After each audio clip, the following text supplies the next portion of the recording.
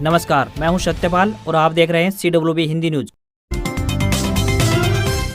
शक संवत 1945 विक्रम संवत 2080 आज मार्गशीर्ष मास के शुक्ल पक्ष की पूर्णिमा तिथि और दिन मंगलवार है। तदनुसार अंग्रेजी तारीख 26 दिसंबर सन 2023 आज यानी 26 दिसंबर को मार्गशीर्ष महीने की स्नानदान पूर्णिमा भी है। सबसे पहले आज के मुख्य समाचार।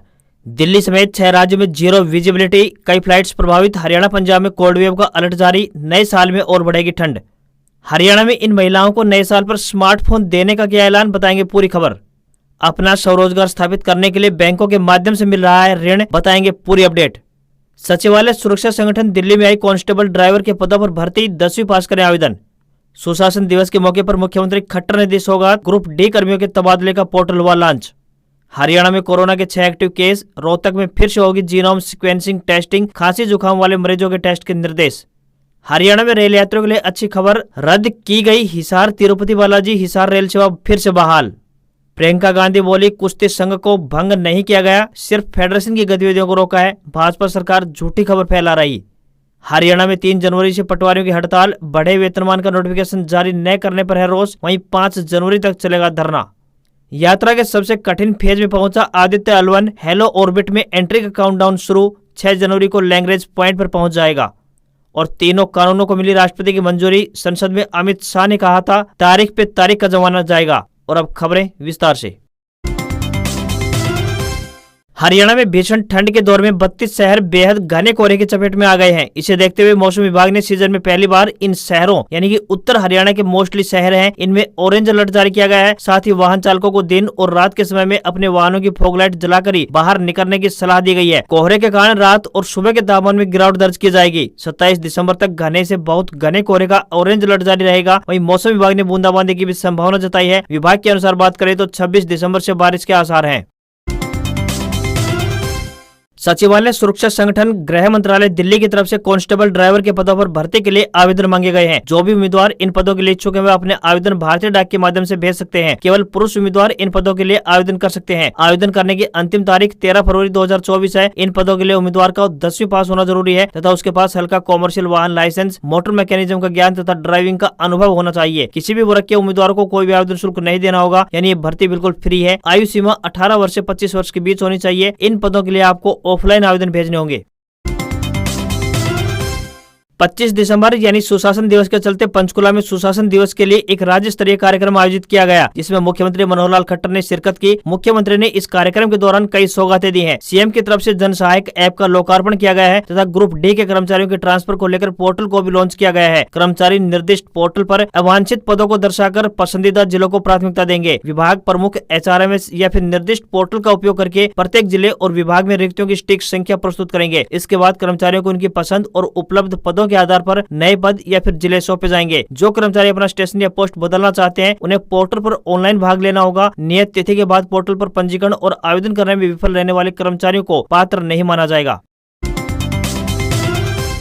हरियाणा कांग्रेस के प्रदेश अध्यक्ष चौधरी उदय भान का उपराष्ट्रपति जगदीप धनखड़ को लेकर विवादित बयान सामने आया है। उन्होंने कहा है कि झुका हुआ जाट टूटी खाट किसी काम की नहीं होती है। किसान नेता राकेश टिकैत जाट है लेकिन उसके आंसू नहीं दिखे। वहीं साक्षी मलिक भी जाट है लेकिन उपराष्ट्रपति को उसके आंसू भी नहीं दिखे। उदय भान ने उपराष्ट्रपति जगदीप धनखड़ को निशाने पर लिया। उदय भान ने कहा कि कृषि कानून के विरोध में हुए आंदोलन के दौरान भी यह देखना चाहिए था कि उन किसानों में 80% जाट थे। राकेश टिकैत के आंसू भी नहीं दिखे थे, वह भी जाट था। उन्होंने कहा कि कुछ दिन पहले जब महिला पहलवान साक्षी मलिक प्रेस कॉन्फ्रेंस कर रही थी तो हमारी आंखों में भी आंसू आ गए थे। उस समय उपराष्ट्रपति जी को यह नहीं लगा कि यह भी जाट है।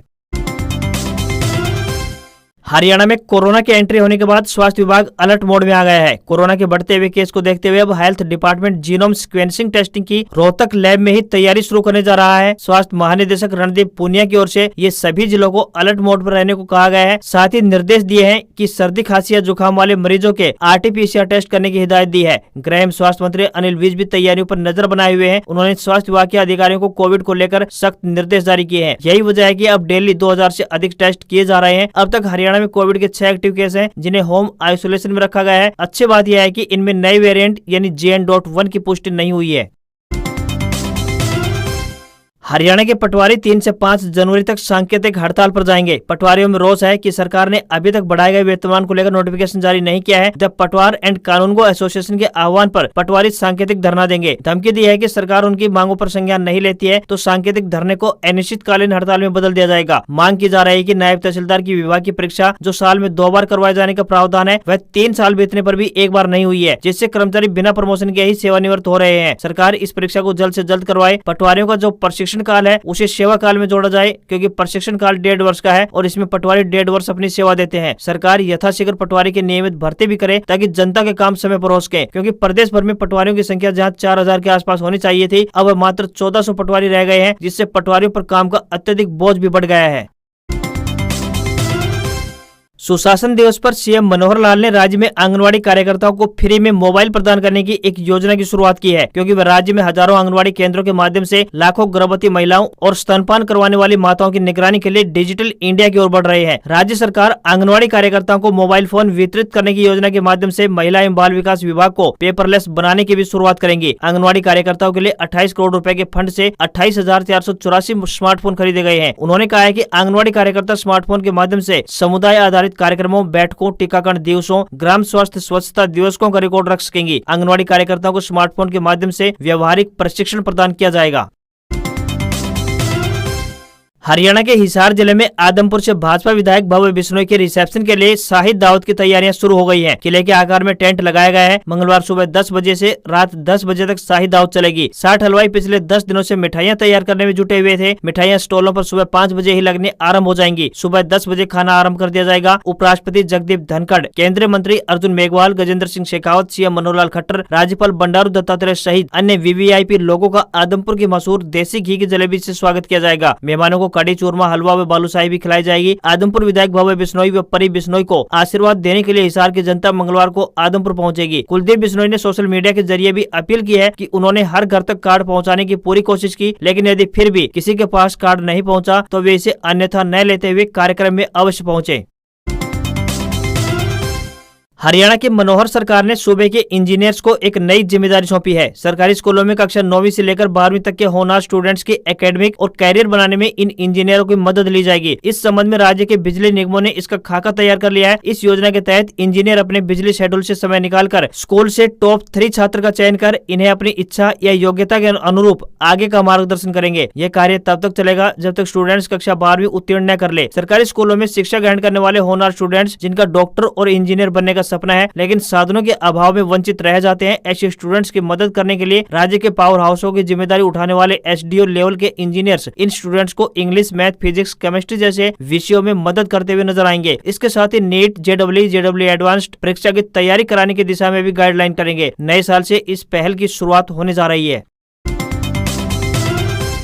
रेसलिंग फेडरेशन ऑफ इंडिया यानी WFI के नई बॉडी को सस्पेंड करने के फैसले को कांग्रेस के महासचिव प्रियंका गांधी ने झूठा बताया है। उन्होंने कहा है कि भाजपा सरकार कुश्ती संघ को भंग करने की झूठी खबर फैला रही है। कुश्ती संघ को भंग नहीं किया गया है, सिर्फ उसकी गतिविधियों को रोका गया है ताकि भ्रम फैलाकर आरोपी को बचाया जा सके। पिछले 11 महीनों से विवादों में घिरी रेसलिंग फेडरेशन ऑफ इंडिया यानी WFI के नई बॉडी को खेल मंत्रालय ने बीते रविवार यानी 24 दिसंबर को सस्पेंड किया है। खेल मंत्रालय ने भारतीय ओलंपिक संघ से रेसलिंग फेडरेशन के मामलों के मैनेजमेंट के लिए एडहॉक कमेटी बनाने को कहा है। प्रियंका गांधी ने कहा कि देश को गौरवान्वित करने वाली नामचीन खिलाड़ियों ने भाजपा सांसद पर यौन शोषण का आरोप लगाया तो सरकार आरोपी के साथ खड़ी हो गई। पीड़िताओं को प्रताड़ित और आरोपी को पुरस्कृत किया गया। प्रधानमंत्री और गृह मंत्री के कान पर जूं तक नहीं रहेंगी। महिला पहलवानों से आंदोलन वापस लेने की एवज में दिए गए आश्वासन को गृह मंत्री भूल गए। अहंकार की पराकाष्ठा यह है कि जिस भाजपा सांसद पर महिला खिलाड़ियों के यौन शोषण का आरोप है उसने खुद ये भी फैसला करवा लिया कि अगला नेशनल गेम उसी के जिले में उसी के कॉलेज ग्राउंड पर खेला जाएगा। इस अंधेरगर्दी और अन्याय से हारकर ओलंपिक विजेता साक्षी मलिक ने कुश्ती छोड़ दी तो खिलाड़ी अपने पुरस्कार वापस करने लगे तो सरकार अफवाह फैला रही है।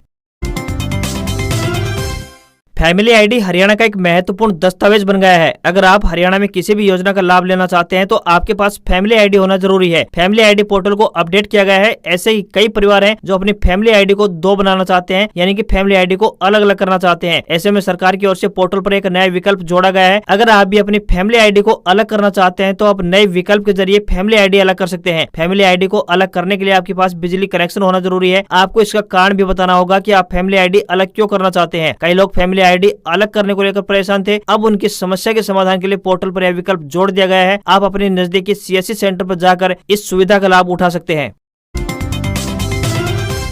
हरियाणा सरकार हरियाणा अनुसूचित जाति वित्त एवं विकास निगम की ओर से गरीबी रेखा से नीचे जीवन यापन करने वाले बीपीएल परिवार के अनुसूचित जाति के व्यक्तियों को अपना स्वरोजगार स्थापित करने के लिए बैंकों के माध्यम से ऋण उपलब्ध करवाती है। यह योजना उन पात्र परिवारों को उपलब्ध होगी जिनके वार्षिक पारिवारिक आय ग्रामीण और शहरी क्षेत्रों में 1,80,000 रूपए से अधिक नहीं होनी चाहिए। इसी प्रकार माइक्रो क्रेडिट योजना के तहत दुकानों और डेयरी फार्मिंग के लिए भी निगम 1 लाख रूपए का ऋण उपलब्ध करवाता है। महिला समृद्धि योजना के तहत महिलाएं सिलाई कार्य, किसी भी प्रकार की दुकान और डेयरी फार्मिंग के लिए ये ऋण ले सकती हैं। इस योजना के तहत बीपीएल परिवारों को 10,000 रूपए की सब्सिडी भी दी जाएगी। लोन लेने के लिए आवेदक की आयु 18 वर्ष से 45 वर्ष के बीच होनी चाहिए और आवेदक बेरोजगार होना चाहिए।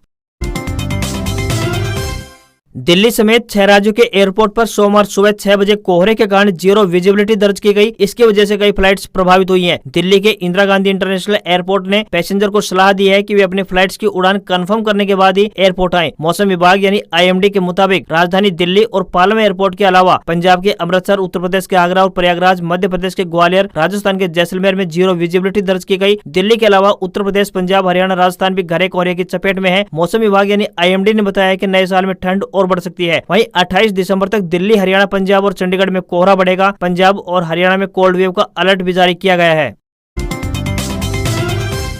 प्रधानमंत्री श्री नरेंद्र मोदी ने क्रिसमस के मौके पर दिल्ली में क्रिश्चियन कम्युनिटी से मुलाकात की। पीएम ने ईसाई समुदाय को क्रिसमस की बधाई दी है। दुनिया भर में भी क्रिसमस की धूम मची हुई है। सभी जगह चर्च सजे हुए हैं। चीन में लाइट शो आयोजित किया गया है। यहाँ क्रिसमस ट्री के साथ लोग फोटो खिंचवाते हुए नजर आए। वहीं ब्रिटेन में रॉयल फैमिली ने भी साथ में ईसा मसीह का जन्मदिन सेलिब्रेट किया है। नॉर्थ कोरिया में क्रिसमस पर बैन लगा है। दरअसल यहाँ ईसाई धर्म पर कई प्रतिबंध है। इस वजह से लोग क्रिसमस सेलिब्रेट नहीं करते।